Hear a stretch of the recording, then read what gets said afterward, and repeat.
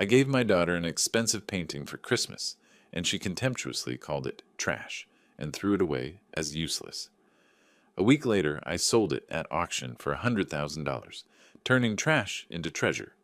When she found out, she was furious with rage and envy, but that was only the beginning. Before we continue, please subscribe to the channel and write in the comments what time it is where you are now. The wrapping paper hit the floor, red and gold. Expensive stuff. I'd spent 20 minutes getting the corners perfect. Beulah stared at the painting. Her nose did this thing, like she'd opened a carton of milk 3 weeks past due. Dad, what is this? My living room had never felt colder. Not even that winter the heating died and I wore 2 sweaters for a week. It's a painting. I kept my voice level. French from the 1890s, I thought. It's so dark. She turned it sideways, and old-looking. Dad, you know we're doing minimalist now. This looks like something from a garage sale. Thaddeus glanced up from his phone. Finally, Babe, be nice. It's the thought that counts. The thought of what? Our living room looking like a retirement home? The croissant sat on the table, cooling, much like my paternal affection. At least the croissants could be reheated. I'd been up since 6. Fresh-baked pastries. Cinnamon rolls from a recipe I'd perfected over 40 years. Premium coffee that cost more per pound than Thaddeus's fake Rolex cost, per ounce. They'd come downstairs at 10. Late, complaining about being tired. Morning corn? Thaddeus stretched, yawned. Smells good. Nobody touched the food. Beulah opened the other gifts first. Cashmere scarf, designer handbag, gift cards to places I couldn't pronounce. She thanked me. Polite, distant, like I was a waiter bringing the check. Then the painting. I purchased this piece in 1994. I measured my words. From a private collection. That's nice, Dad. She set it down, leaned it against the couch. But we can't use it. Maybe you could donate it to Goodwill. Get a tax write-off? Goodwill? Yeah, let someone else enjoy it. Someone with that kind of taste. I paid $12,000 for this trash in 1994. That's roughly $40,000 in today's money. But who's counting? Besides me, right now. Very carefully. Thaddeus set down his phone, smiled. That smile that doesn't reach anywhere useful. Corn, you gotta understand. Our aesthetic is very different. We're into clean lines. Statement pieces. This is kind of cluttered. Cluttered. I nodded. I see. No offense, man. It's just generational. Boomers love this old school stuff. Braxton screamed something upstairs.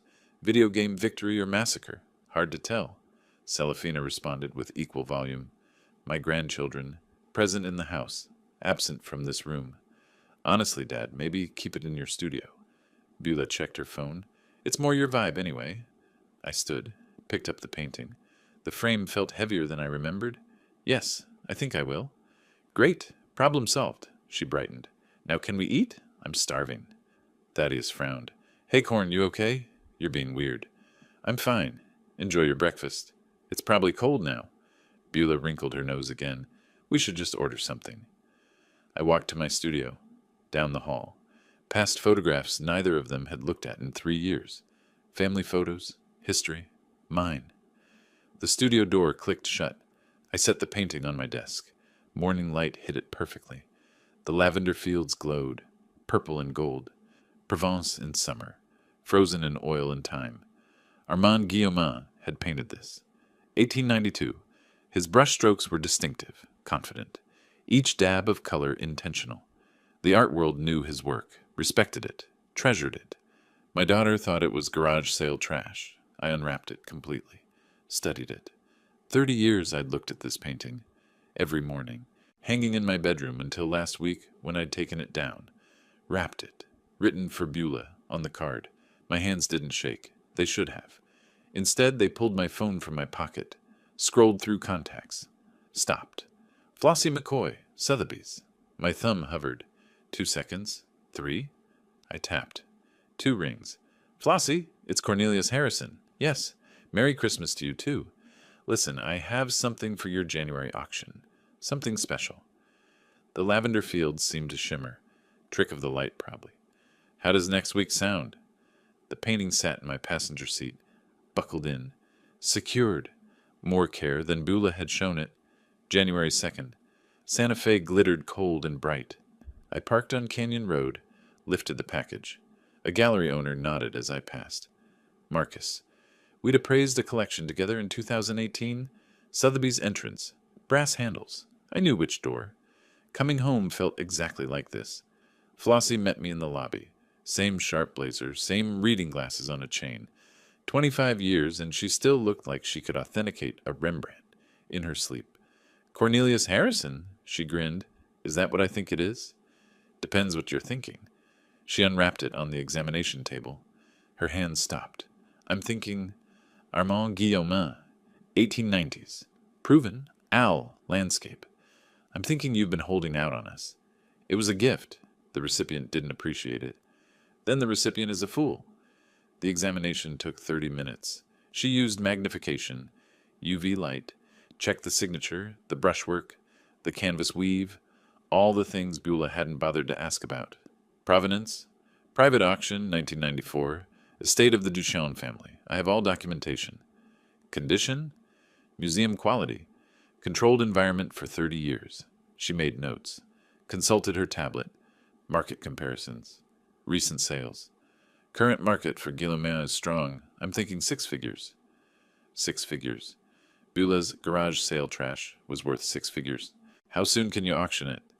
Conservative estimate? She looked up. 100 to 120,000. I remembered that 1994 auction. New York, November, private estate sale. The Duchamp family liquidating assets. Most people saw a decent landscape. Nice colors, unsigned or poorly signed. I saw the brushwork, the color palette, the way purple met gold in exactly one way. Guillaumin's way. I'd bid 12,000. Won it. Brought it home. Hung it where I could see it every morning. You've got good taste. Flossie smiled. And patience. Had. Past tense. What changed? I tried to pass it along. Didn't work out. She didn't push. Professionals don't. She prepared the consignment papers. 3 pages. Standard contract. My hand moved to sign. Stopped. Should I tell Beulah first? The thought lasted half a second. My pen moved. Second thoughts? Flossie watched me. No. Too quick. Too firm. None. Do you want the sale to be confidential? We can keep it out of the public catalog. No need. Wrong answer. I should have said yes. But I assumed Beulah would never see an auction catalog. She didn't read them, didn't care about them. Assumptions make interesting mistakes. January 9th. Flossie filed the papers. Our winter collection auction. This'll be a highlight. Meanwhile, across town, Beulah stirred her latte. Canyon Road, calf. Expensive. Trendy. Windows overlooking galleries I'd worked with for decades. Your dad still upset about Christmas? Zenobia Wallace sipped her cappuccino. Designer bag on the chair. $300 sunglasses inside. He's being ridiculous. Beulah shrugged. It was just some old painting. What kind of painting? I don't know. Brown? Dark? Very antique looking. Not our style at all. Thaddeus's voice crackled through speakerphone. He's been weird all week. Won't return my calls. He's getting old, Z. Beulah tapped her temple. Maybe a little, Legal? For what? Zenobia frowned. Just making sure Corn's protected. Thaddeus paused for effect. He was good at those, in case his judgment is slipping. You think it's that serious? He lives alone in that big house, making financial decisions. We should be involved. January 9th arrived. Clear sky. Cold. I wore my gray suit, bow tie, Sotheby's auction room filled with collectors, phone bidders on standby, the smell of money and art mixed into something sharp. I sat in the back row. Lot 47 came up. The auctioneer's voice carried. Professional. Practiced. Armand Guillaumin, Paysage de Provence, circa 1892. Oil on canvas. Opening bid, 60,000. Paddles rose. 3, 5. Phone lines lit up. 65. 70. We have 80,000. 90. The bidding war lasted 90 seconds. 90 seconds to undo 30 years of sentimental attachment. Efficient, really. I appreciated the economy of it. 115, 118,000. The room held its breath. Fair warning. The hammer fell. Sharp crack. Final. Sold. $118,000. Applause rippled. People shook my hand. Congratulations. Professional courtesies. I accepted them all. My passenger seat stayed empty on the drive home. The phone rang. Beulah, I let it hit voicemail, rang again. Thaddeus. Voicemail. Third call. Beulah. I pulled over. Quiet street. Stared at the screen. My thumb moved toward the answer button. Maybe I should explain. Maybe even buzz. Text message. Zenobia. Wait. Why would a screenshot? Sotheby's auction results newsletter. The painting. Lot 47. Sold for $118,000. Below it, Beulah, your dad's painting sold for how much? Another buzz. Different thread. Beulah meant to text Thaddeus. Send it to the group chat instead. That was my painting. He stole my Christmas gift. I stared. 5 calls in 10 seconds. Screen lit up like a Christmas tree. Ironic. I turned it off. Started the engine. The war had begun. Limoges, circa 1875. Hairline crack on the handle. My pen moved across the journal page. Morning light hit the coffee cup just right. Number 83 in my collection. Delicate roses on porcelain. Beautiful. My phone rang. Unknown number. I ignored it. Continued writing. Provenance uncertain. Acquired estate sale, Albuquerque. Downstairs, a door slammed. Footsteps. Fast. Angry. Coming up the stairs. I set down my pen. The studio door flew open. Beulah. Face red. Phone clutched in her hand like a weapon. $118,000? I didn't look up from my journal. Good morning to you, too. Don't you good morning me. You sold my painting. Your painting. I capped my pen, carefully. Interesting interpretation. Thaddeus appeared behind her, breathing hard from the stairs. Corn, we need to talk. Seriously, about what you did. I finally looked up, met his eyes. What I did was sell my property. Coffee? Beulah's hands shook. The phone screen showed the screenshot. Sotheby's auction results. Lot 47. $118,000 in bold numbers? That was my Christmas gift. You can't just take back a gift. You refused it. Called it garage sale trash, if memory serves. I didn't refuse it. I just said it wasn't my style. I stood, walked to my desk, pulled up my computer, found the Sotheby's transaction receipt, turned the screen toward her. You suggested I donate it to Goodwill. Those were your exact words. Thaddeus stepped closer, looked at the screen. You're twisting things. You know what she meant. I know precisely what she meant. My voice stayed level. 40 years of dealing with difficult clients taught me that. I've been an art appraiser for 40 years. I recognize contempt when I see it. 3 years of free housing, utilities, and groceries. If I'm mentally declining, I started in 2022. Should have gotten that checked. Beulah's expression shifted, fake concern replacing rage. Look, let's be reasonable. You made a profit. A big one. We think Beulah deserves compensation. Compensation? For what exactly? For my gift. Half of that money is mine. It stopped being yours the moment you rejected it. Legally, ethically, and morally. Thaddeus crossed his arms. We could get a lawyer. Please do. I smiled. I'll enjoy that conversation. Beulah's eyes narrowed. Different tactic. Why are you being so difficult? Are you okay, Dad? Mentally? The room temperature dropped 10 degrees. Excuse me. She's just saying... Thaddeus put his hand on her shoulder. Making big financial decisions alone at your age. At my age, which is 70, not 90. We're worried about you. Selling valuable things impulsively. My coffee sat on the desk. Cold now. I'd made French press. Ethiopian beans. Wasted on this morning. I poured it down the sink. Some conversations deserve instant coffee. This one deserved nothing. The only impulsive decision I made was thinking you'd appreciate beauty over price tags. Thaddeus's voice hardened. You're being financially irresponsible. Senile, honestly. Something snapped. Senile? Senile? I stood. They both stepped back. I have been supporting you for 3 years. Rent-free, and you dare. We didn't ask for that painting specifically. Get out. My hand pointed to the door, shaking, not from age, from rage. There are things in this house 10 times more valuable than that painting, and you'll never... I stopped. The words hung in the air. Beulah's eyes changed, sharpened. 10 times more valuable? I'd made a mistake.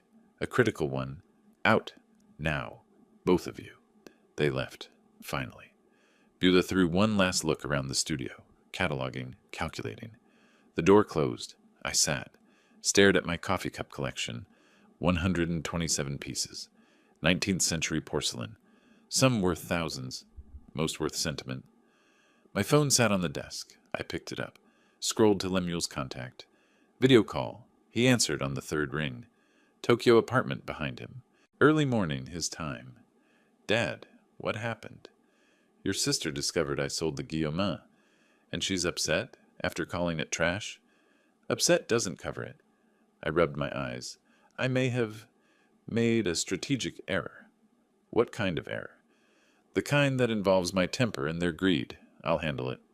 His face filled with concern. Want me to fly home? No. Stay with your family. I paused.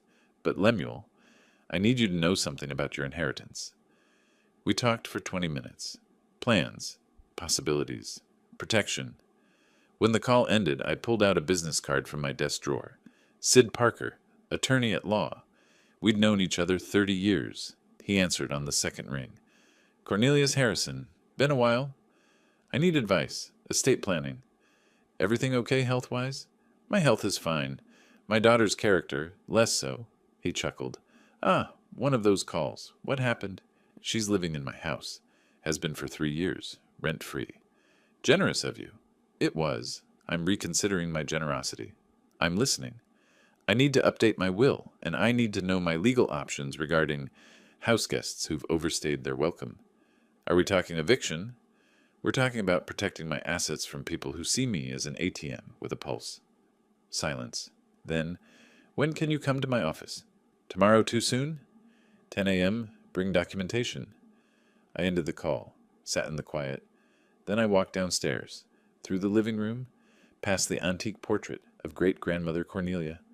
Gold frame, dark oils, stern face, my desk drawer in the hallway. Not quite closed. I opened it. Everything looked normal, but I knew my organization. Someone had been here. The filing cabinet, locked, but fresh scratches around the keyhole. New. From today. The portrait, slightly crooked. I straightened it, stared at Cornelia's painted face. They're looking for treasure. Perfect. Upstairs, through the ceiling, voices, muffled. Thaddeus. If that painting was worth over 100 grand. Beulah. What else is he hiding? I pulled out my phone, opened notes, typed, Phase 1, complete. They've taken the bait. Phase 2, let them hunt. Documents covered Sid's desk. Property deeds, bank statements, 3 years of utility bills, grocery receipts in neat chronological order. Sid whistled low. You've been documenting everything. Force of habit. I shifted in the leather chair. 40 years of provenance verification. He ran his finger down a spreadsheet. $2,400 monthly for their rent equivalent. $400 utilities. $600 groceries. Multiply by 36 months. He looked up. You're owed $87,000. Give or take. I don't want the money. Then what do you want? I want them to understand what they threw away. And I want my house back. Sid leaned back. His office smelled like old books and coffee. Wood paneling. Framed diplomas. Comfortable. You kept receipts for 3 years? I keep receipts for 30 years. Occupational hazard. This is over $80,000. That's the monetary value. The personal cost is considerably higher. He tapped his pen against the desk. You want to formalize these as loans? I want to establish that I've been generous. When I stop being generous, I want the law on my side. You're building a case. I'm documenting reality. There's a difference. Sid pulled out a legal pad, started writing. If they're going through your things, you should know about it. Security cameras? It's your house. Completely legal. The idea felt wrong.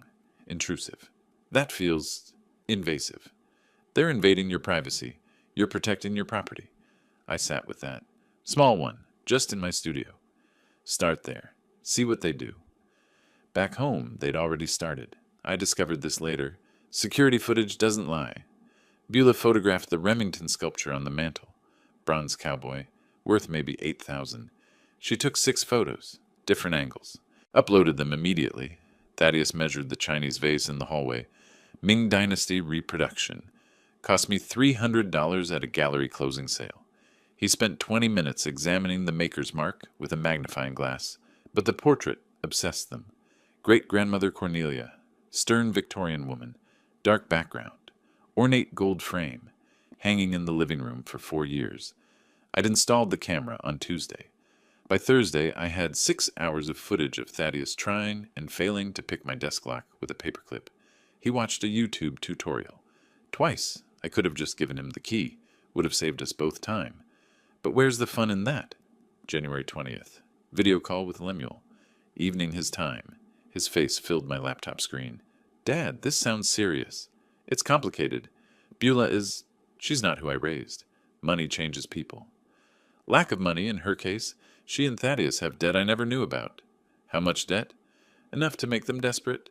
Enough to make my house look like an inheritance worth fighting for. What can I do? I took a breath. I need to ask you something. About the house.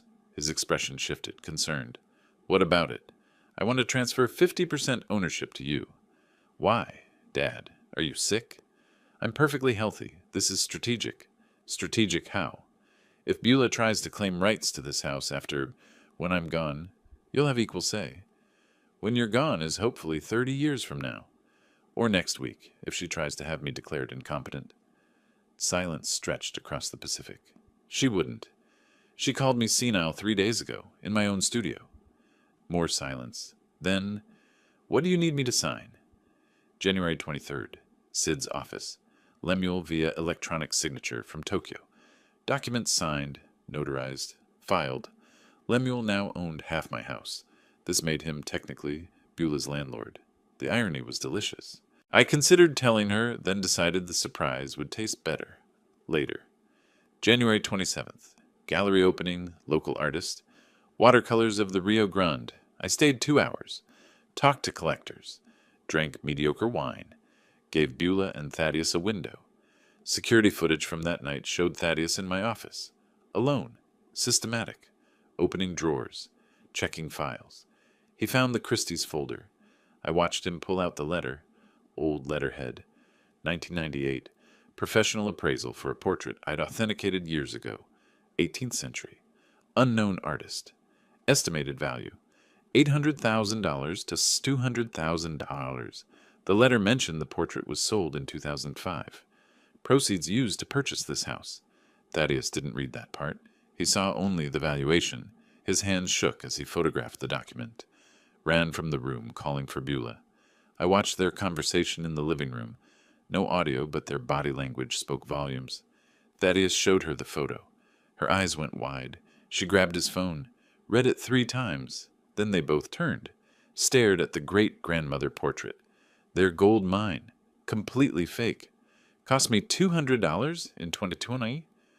I'd left that Christie's folder accessible deliberately. Wanted them to find something, keep them busy, waste their time. I hadn't expected them to find that specific letter. Mistake, not fatal, but careless. Late January the 28th, after midnight. Studio, just me and the security monitor. I watched old footage. Beulah in my office, laughing at something Thaddeus said. The angle caught her face perfectly. Joy, excitement. She looked like she did at age 8. Birthday party treasure hunt. The same house. She'd found a silver dollar I'd hidden. Squealed, hugged me. Best birthday ever, Daddy. I paused the video, her face frozen in laughter. What happened to you? The words came out whisper quiet. My phone sat next to the keyboard. I could call, explain, offer to help with her debts. Financial counseling. A real path forward. The video resumed automatically. Beulah opened my desk drawer, removed my late wife's jewelry box, costume jewelry. Sentimental value only. She photographed it, put it back. My hand stayed on the desk. No, you made your choice. But doubt lingered. Was I becoming as cold as they were greedy? January 30th, evening, dinner with Flossie, business, museum donations, tax strategies. I came home, hung my coat, walked into the living room. The portrait, crooked again. I straightened it, stepped back. Stern woman, 1890s dress, dark background, gold frame, good reproduction, local artist, 2020, aged deliberately. The artist had laughed. Who would fake something like this? Someone with a sense of irony, I'd said. Now something new caught my eye. Sticky note on the frame's edge, partially visible from the side. I pulled it off. Beulah's handwriting. Get appraised. 18th century. Up to 1.2 wents. Do not touch. I stared, smiled. Slow. Wide. They believed it was this portrait. I pulled out my phone. Texted Sid. They took the bait. Phase 2, ahead of schedule. Sid. What bait? Me. The one I didn't know I'd set. Sometimes luck is better than planning. The fake Cornelia stared back. Stern. Judging. Thank you, I whispered. You're about to become very expensive and completely worthless. My phone rang. Unknown number. Mr. Harrison, this is Gerald Chen from Heritage Auction House. We received an inquiry about your 18th century portrait. The caller said they were your daughter, authorized to seek valuations on your behalf. We'd love to schedule an appointment. My smile faded. They weren't just planning. They were trying to sell my property. I'll call you back. I hung up, stared at the portrait. The game just changed. The tray appeared in my peripheral vision. Food. Actual food. That someone else had made. I looked up from the Santa Fe New Mexican.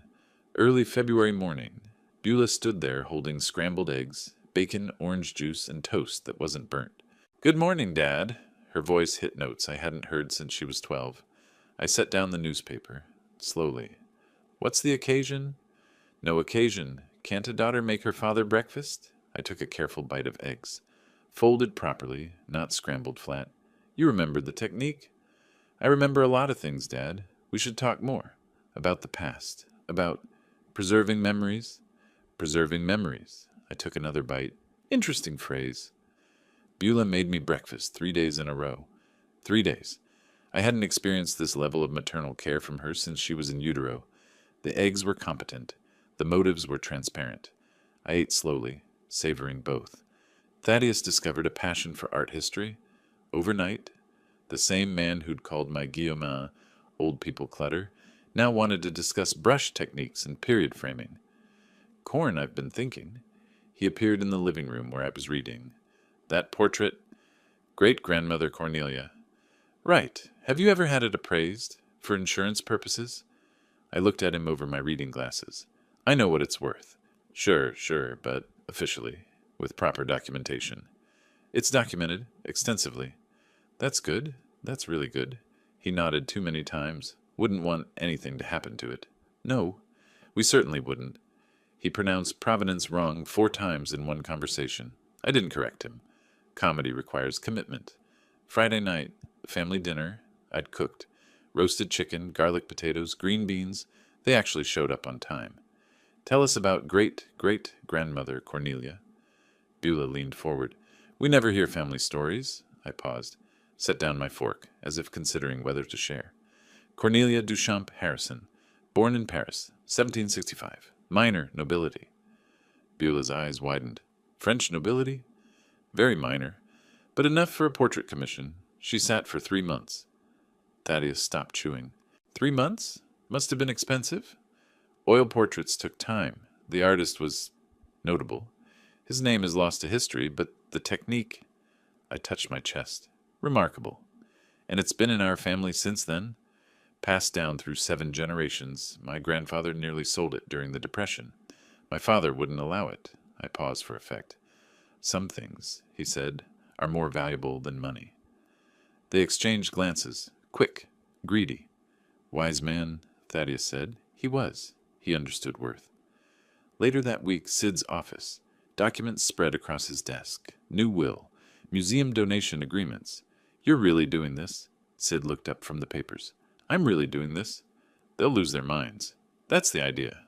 He signed as witness. I signed as donor.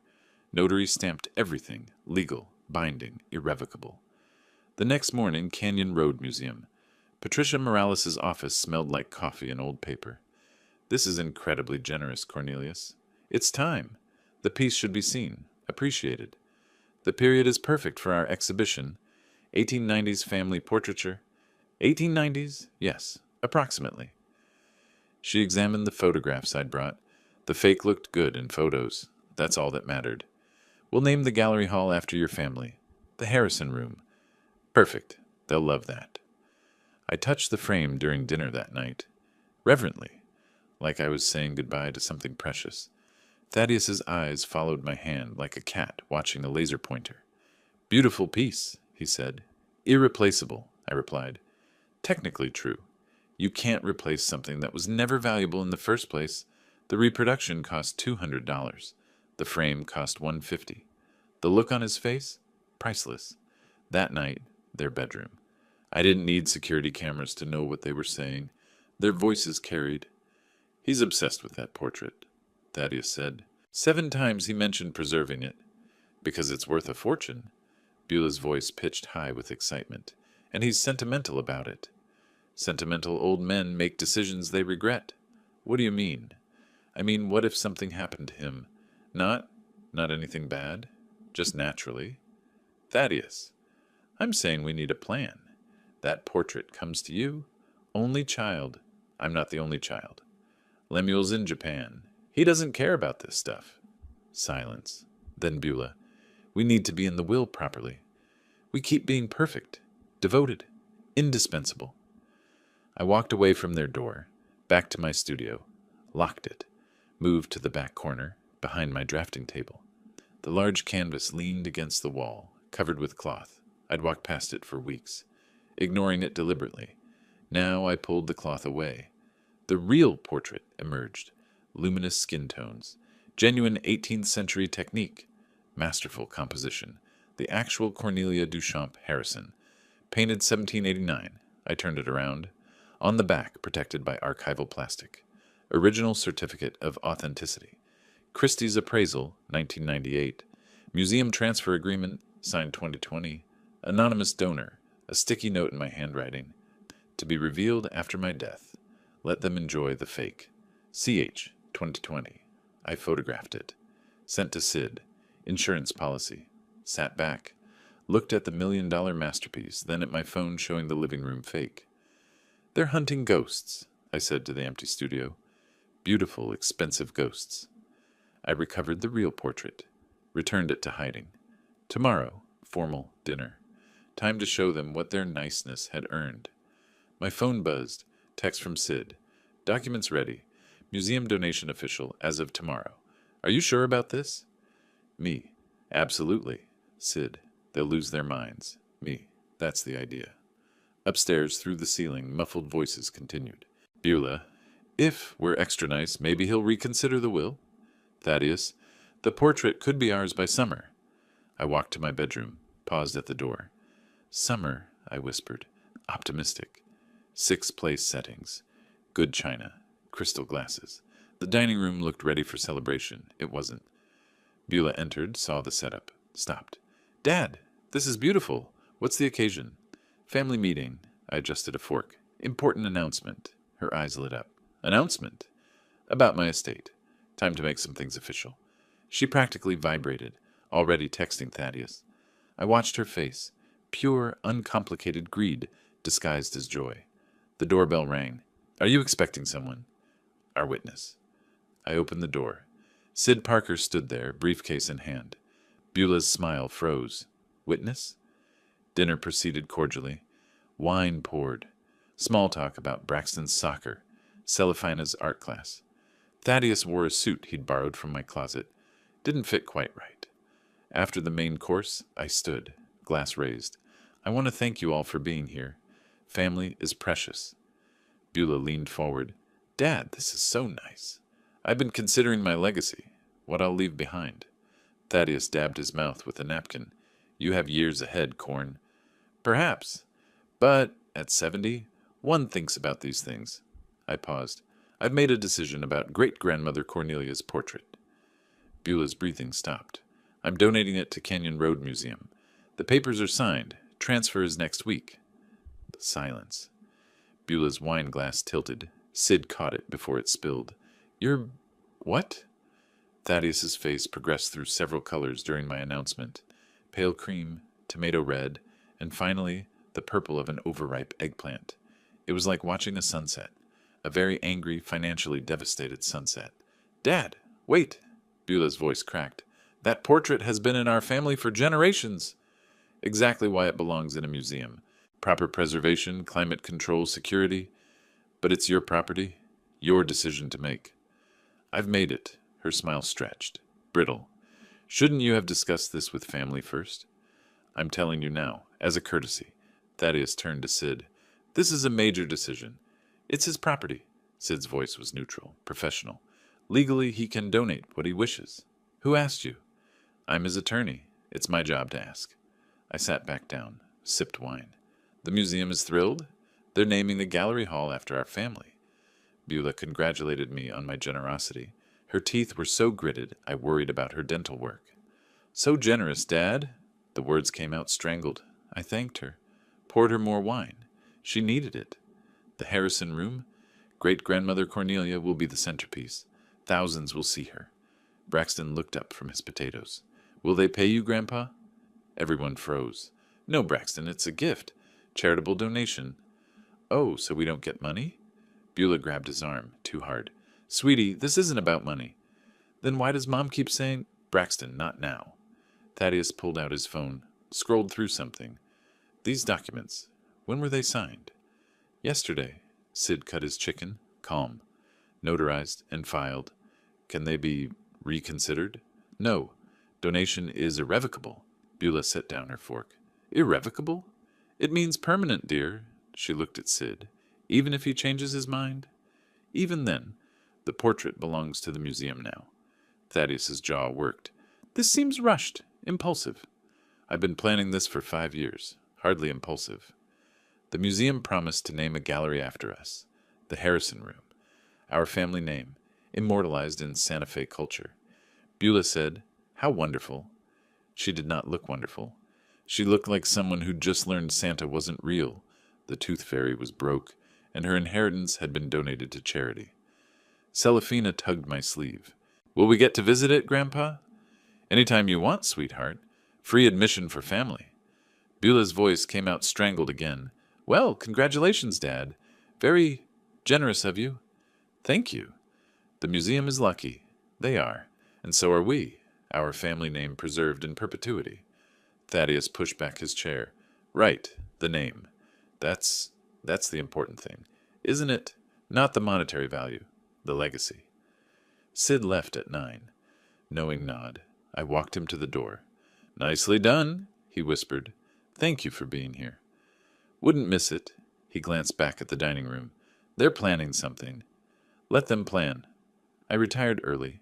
Lay in bed, listening to the house. 10 o'clock. Their bedroom door slammed. He gave it away. He gave away $1 million. Keep your voice down. I don't care. Do you understand what just happened? Yes, I was there. That was our retirement, our house fund, everything. It was never ours? It was supposed to be ours? When he... Pause. Heavy. When he what? Dies? Crying now. This is your fault. You said being nice would work. Don't put this on me. You're the daughter. And you're the one who found that appraisal, got our hopes up. Our hopes? You were the one making them eggs every morning. Something crashed. Glass, maybe. Children's door opened. Small footsteps. Mom? Dad? Go back to bed. Why are you fighting? We're not... Just go to sleep? Celafina's voice. Tiny. Is it because of Grandpa? Silence. Then Beulah, cold and clear. Yes. Yes, it's because of Grandpa. I closed my eyes. My revenge was working. So why did I feel like this? Midnight, studio, laptop open, the real portrait photo on screen, $1 million masterpiece. Hidden. Safe. There's never. My phone rang. Unknown number. Mr. Harrison, this is Attorney Morton Fisher. I represent your daughter, Beulah Harrison Crawford. We need to discuss your recent donation and your mental competency to make such decisions. I'd like to schedule a meeting. I hung up, stared at the phone. They'd hired a lawyer. The game just escalated. My phone rang. Morning light. Coffee halfway to my mouth. Sid Parker. No greeting. You've been served. I set down the cup, carefully. Served? Legal papers. Petition for guardianship and conservatorship. They're claiming you're mentally incompetent to manage your affairs. The word hung in the air. Incompetent. When? Process server should arrive within the hour. I'm coming over. Through my window, I saw Beulah's car in the driveway. Thaddeus loading something into the trunk. They were home. Watching. Waiting to see my face when the papers arrived. Let them come, I said. The doorbell rang 40 minutes later. Process server. Young guy. Apologetic expression. Cornelius Harrison? Yes. You've been served. He handed me the papers.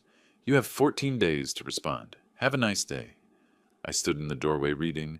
Petition for guardianship and conservatorship. Advanced age affecting judgment. Impulsive financial decisions. Vulnerability to exploitation. Beulah watched from her bedroom window. I looked up, met her eyes, mouthed, war. Sid arrived 20 minutes later, spread the papers across my kitchen table. They're claiming you're incompetent. Advanced age affecting judgment. I'm 70, not 90. They cite the museum donation as proof of impulsive decision-making. I planned that donation for 5 years. I know, they don't. Or they're lying. He flipped pages. You need to pass a competency evaluation. Should be easy. You're sharp as ever. Easy. I stared at the papers. Sid, they're trying to take my autonomy. They're trying. They'll fail. But it'll be public. Court records. People will know. Good. My voice came out hard. Let them see what my daughter has become. Dr. Sharon Margolis's office smelled like lavender and textbooks. 3 days later, 3 hours of testing. What year is it, mister? Harrison? 2025? Current president? Do we have to discuss politics? Small smile. Just establishing baseline. Count backwards from 100 by sevens. 100, 93, 86, 79, 72, 65, 58. Sufficient. Tell me about your recent financial decisions. I donated a painting to a museum. Family heirloom. Seemed appropriate. Dr. Margolis asked me to draw a clock. A clock. I'm a former art appraiser who spent 40 years examining old masters, and I'm drawing a clock to prove I'm not senile. I made it a dowel. Clock. Melting. She didn't laugh. Psychiatrists have no sense of humor. I still passed. Your daughter suggests this was impulsive. My daughter wants money. There's a difference. You sound angry. Wouldn't you be? Your own child trying to have you declared incompetent? She made notes. That's a very rational response, actually. Meanwhile, Thaddeus made calls. Hired someone. Budget detective named Frank Morris. $200 a day. Investigation target, the portrait. Morris found a museum curator. Junior level. Marcus Chen. Student loans. Rent problems. $50,000 in debt. $2,000 in cash changed hands. Marcus examined the donated portrait after hours. Reported back. It's a reproduction. Modern materials. Maybe 5 years old. Worth $300 with the frame. Thaddeus, hearing this, didn't understand. Didn't realize Cornelius donated a worthless fake on purpose. Instead, he swapped them, gave them the fake, kept the real one. New conspiracy, new hunt, same desperation. March 1st. My studio door flew open. We know what you did. I looked up from my book. Good morning to you, too. The portrait, the one you gave the museum. It's fake. Is it? Beulah's face was red. Beautiful, like a ripe tomato. We had it checked. It's a reproduction. Interesting. Thaddeus stepped forward. Where's the real one? Where did you hide it? Thaddeus accused me of defrauding a museum. Me, a man who authenticated art for 4 decades. A man whose reputation is built on honesty. He pronounced provenance wrong while doing it. I almost gave him a dictionary. Almost. Hide what? The $1 million portrait. The Christie's appraisal. Ah, that old document. We know you swapped them. Gave the museum a fake. Kept the real one. I set down my book. Stood. You think I defrauded a museum? We think you're playing games. Perhaps I am. Or perhaps you're so desperate for money, you're seeing treasures that don't exist. Their lawyer called that afternoon. Morton Fisher. Aggressive voice. Cheap tactics. Mr. Harrison, we have evidence of erratic behavior. Donating valuable art impulsively. They're my heirlooms. I don't need permission. At your age, sir, judgment can be impaired. My judgment is excellent. Yours, taking this case, is questionable. We'll see what the judge says. I hung up. That night, old photo albums. My studio. Alone. Beulah at 3. Gap-toothed smile. Paintbrush in hand. Beulah at 8. Museum. Staring at a Monet. Beulah at 16. Art class. Her first canvas. Where did that girl go? I picked up my phone. Typed, we need to talk. Really talk. Not about money. About us. Thumb hovered over send. Dr. Margolis's question echoed. Do you think reconciliation is possible? My answer then, no. Now, I don't know. I deleted the message. The doubt lingered. Is this justice or cruelty? The line blurs at midnight. Morning brought clarity. And the Santa Fe New Mexican. Small piece, page 7. Local art expert faces competency challenge from family. My name, public record. Everyone would know. The phone started ringing. Gallery owners, collectors, museum people I'd worked with for decades. Corn, what's happening? Need anything? This is outrageous. Support. Unexpected. Overwhelming. Zenobia called Beulah. I heard about it later through Flossie, who heard from Patricia, who heard from someone at the museum. Is it true? You're suing your father? It's complicated. Beulah, I can't support this. Click. Within 3 days, their social circle evaporated. Invitations withdrawn. Calls unreturned. Avoidance in grocery stores. Santa Fe is small. Word spreads fast. Judgment faster. March 1st. Evening. Doorbell. News van. Channel 7. Reporter with microphone. Mr. Harrison, can we ask you about the guardianship petition? Camera light. Neighbor watching across the street. I could close the door. Instead, yes, I have a statement. Your daughter believes you're incompetent? I underwent psychiatric evaluation. I passed. Perfectly. Because I'm not incompetent. I'm just done being used. Used. I supported her family for 3 years. Rent-free. They called my gifts trash. Then sued when I donated art to a museum. That's not concern for my well-being. That's greed. Strong words. True words. Now, if you'll excuse me, I have documents to prepare. For court. My phone erupted. Texts. Calls. Sid. Did you just talk to press? Lemuel. Dad, I saw the news stream. You okay? Another call. Judge's clerk. Competency hearing scheduled March 10th. I'll be there. 10 days to prove I'm not senile. 10 days to show the world what my daughter has become. I walked to my studio, locked the door, pulled out the folder. Evidence. Financial support. 2022-2025. 3 years of receipts. Bank transfers. Utilities. Groceries. Medical bills. 87,132 7 bought. Started scanning. If they want war, they'll get truth first. March 10th. Court day. I sat in my living room, charcoal suit, burgundy bow tie, briefcase beside me. Sid should arrive in 20 minutes. My phone rang. Don't leave yet. What's wrong? Fisher withdrew the petition an hour ago. Emergency filing. I set down my coffee. Why? He's claiming new information suggests resolution outside court is preferable. Translation, they know they'll lose. So it's over? The lawsuit? Yes. But Corn, they're not done. Through my window, Beulah's car pulled into my driveway. Thaddeus in passenger seat. They're here. Don't let them in alone. I'm coming. No need. I think it's time we had that conversation. But they didn't knock on the front door. Walked around back. Toward the studio. They weren't coming to talk. They were coming to search. I followed. Silent. Phone recording video. A locksmith picked my studio lock. Beulah and Thaddeus entered. I stood in the doorway. Watched them rifle through my files. Looking for something? They spun around. Dad, you're supposed to be... At court? Lawsuit was withdrawn. Didn't Morton tell you? Thaddeus's face went pale. We can explain... Can you? Explain breaking into my home? The locksmith backed toward the door. Ma'am, you said... We're not breaking in. This is family property. My property, that you're illegally entering. The locksmith left. Fast. Beulah's hands shook. Stop playing games. Where's the real portrait? There is no real portrait. Bullshit. The Christie's appraisal was for a different painting from 1998. You're lying? Am I? Would you like to see the documents? All of them? Yes. Fine. Living room. Now, let's end this. I spread documents across my coffee table. Methodical. Systematic. Christie's appraisal, 1998.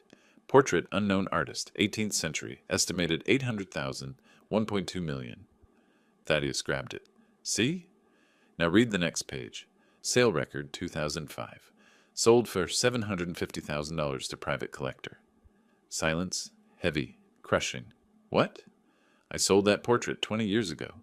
Used the money to buy this house. This house you've been living in. Rent-free. But the portrait in the museum. is a $200 reproduction I commissioned in 2020. Nice piece. Historical interest. Perfect for museum exhibition. Beulah sat down hard. You're saying there's no $1 million painting? There was. I sold it before you were even married. They tore through my filing cabinets like archaeologists hunting lost treasure. Found receipts from 1987, my dental records, warranty information for a toaster I threw away in 2010. Everything except what they wanted. Proof of hidden millions. Because, and I cannot stress this enough, there were no hidden millions. I pulled out my spreadsheet. 3 years, every expense. Let's discuss value. Rent for this house, $2,800 monthly. Times 36 months, $108. We're family. Utilities, $400 monthly. Groceries, $600. Medical bills when your insurance lapsed, $12,000. Credit card minimums I paid, $8,400. We never asked. You never had to ask. I offered. Because I'm your father. Was your father. Dad, total, $87,417. And you know what you said when I gave you $118,000 painting for Christmas? Silence. Garage sale trash. Those were your exact words. Beulah's voice broke. You set us up. You planted that Christie's document. I didn't plant anything. You searched my files without permission. You wanted us to think there was treasure. I wanted you to appreciate what you had. You chose to hunt for what you didn't. You're a cruel man. My voice rose. First real anger. I'm cruel? I gave you a home. For 3 years. I gave you a painting worth $100,000. You called it trash. I fed your children, paid your bills, supported your family while you lived beyond your means. And what did I get? A lawsuit calling me incompetent. We were worried about you. You were worried about money. My money. Money you felt entitled to while I was still alive. I took a breath, regained control. You have 2 weeks. 2 weeks for what? To find new housing. I want my home back. You can't evict us. Actually, I can. This house is 50% owned by Lemuel. Has been for 6 months. He and I agree. You need to leave. Sid entered through the front door. Perfect timing. They're guests. No lease, no rent paid, no tenant status. 14 days' notice is generous. Beulah collapsed, crying. What are we supposed to do? We have nothing. You have more than nothing. You have your health, your skills, your children. You just don't have my money. After destroying their delusions, after presenting documentation of their exploitation, after formally evicting them, I did something inexplicable. I offered them coffee, French press, Ethiopian beans. They declined. I drank it alone. It was excellent. The coffee, I mean. The moment was terrible. 2 weeks later, moving day, I watched from my studio window. Budget rental truck, small. Their life diminished. 2-bedroom apartment, South Capital area. Lemuel co-signed, for the children's sake. The fake portrait was already at the museum. Installed yesterday. The Harrison Room. My name on the wall forever. Beulah hadn't attended the opening. Now, watching her pack, I felt nothing. That's worse than anger. Downstairs, the front door opened. Closed. Footsteps on stairs. Beulah appeared in my doorway, alone. Red eyes. No makeup. Young again. Broken. I need to talk to you. Before I go, I need to say something. I waited. She took a breath. The doorbell rang. Babe, truck's full. We gotta go. Beulah looked at me. Whatever she was going to say died. Never mind, she whispered. Turned, left. Front door closed. Truck engine started. Drove away. My phone buzzed. Lemuel. She's gone? Me. Yes. Lemuel. How do you feel? I stared at the question for a long time. Typed, like I won and lost simultaneously. Lemuel. What's next? I looked around my studio, my home, my life, empty of parasites, full of memories. Some good, some poisoned. What is next? Apartment listings covered my kitchen table. 2-bedroom places. Budget range, 1,400. Sub 800. Most required credit scores Beulah and Thaddeus didn't have. The doorbell rang. 3rd time today. Through the window, Beulah stood on my doorstep holding papers. Rental applications, rejected ones, probably. She pressed the button repeatedly. Her voice carried through the door. Dad, please, we need to talk. Just 5 minutes. I returned to my coffee. Cold now, didn't matter. The ringing stopped. Car started, drove away. My phone buzzed. Text, "We're trying. It's harder than you think." I didn't respond. 3 hours later, "Please, the kids are scared." My finger hovered. Typed, "I'm sorry they're scared." Deleted it. Typed, "You should have thought of that before." Deleted that too. Sent nothing. 2 weeks passed. Beulah and Thaddeus applied to 17 properties. Credit scores, 485 and 512, disqualified them from most. The rest wanted deposits, $5,000 up front, money they didn't have. They visited repeatedly, increasingly desperate. During one visit, Beulah broke down. Not performance this time. Real fear. "Dad, just 2 more weeks. We're close to finding something." "You've had 2 weeks, and 3 years before that." Thaddeus leaned forward. "The deposits are impossible. We need $5,000 up front." "That's unfortunate." "Dad, this is your grandchildren we're talking about." I paused. "I know exactly who we're talking about." "Where will you take them?" We don't know yet. Maybe a motel temporarily?" "A motel?" She cried harder. "What choice do we have?" "You had choices. 3 years ago. 6 months ago. Christmas morning. You made them." But doubt crept in. Braxton's confused face. Celafina asking why Mommy cries all the time.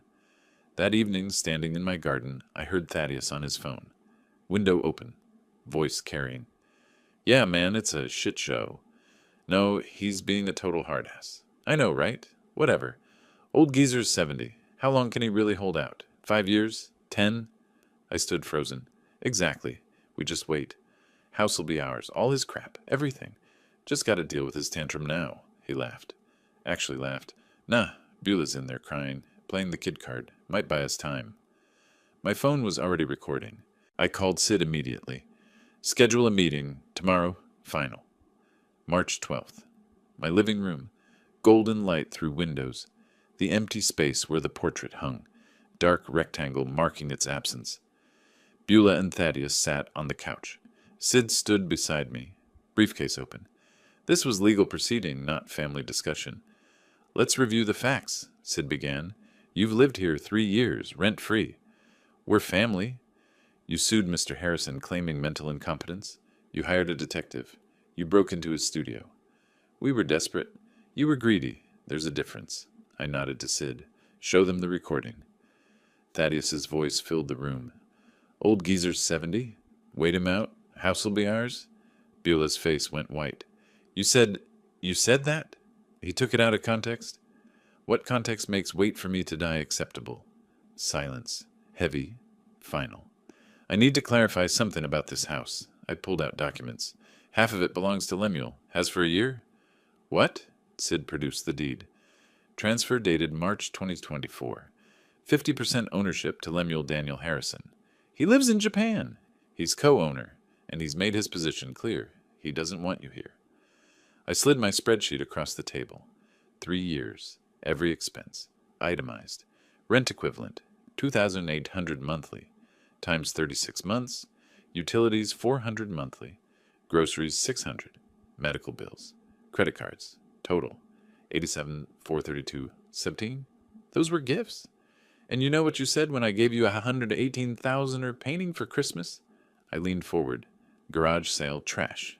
Those were your exact words. Sid handed them the document. Official eviction notice. Signed by sheriff's deputy. You have 48 hours to vacate. 48 hours? New Mexico law. Non-tenant guests. 48 hours notice. We'll fight this.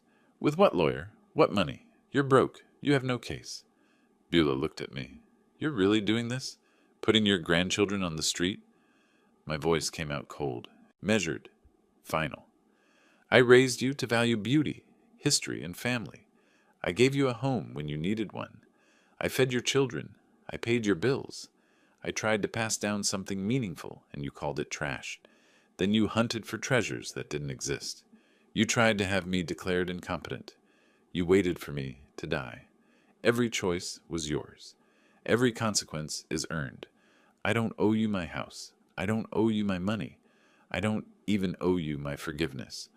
What I owe you is honesty. You are no longer welcome in my home. 48 hours. The document shook in Bola's hands. Thaddeus stood suddenly, knocking the coffee table. This is insane. You can't. But he stopped, looked at my face, at Sid's briefcase, at the empty wall, sat back down. Hard. We have nowhere to go, Bula whispered. That's not my problem. She looked up at me.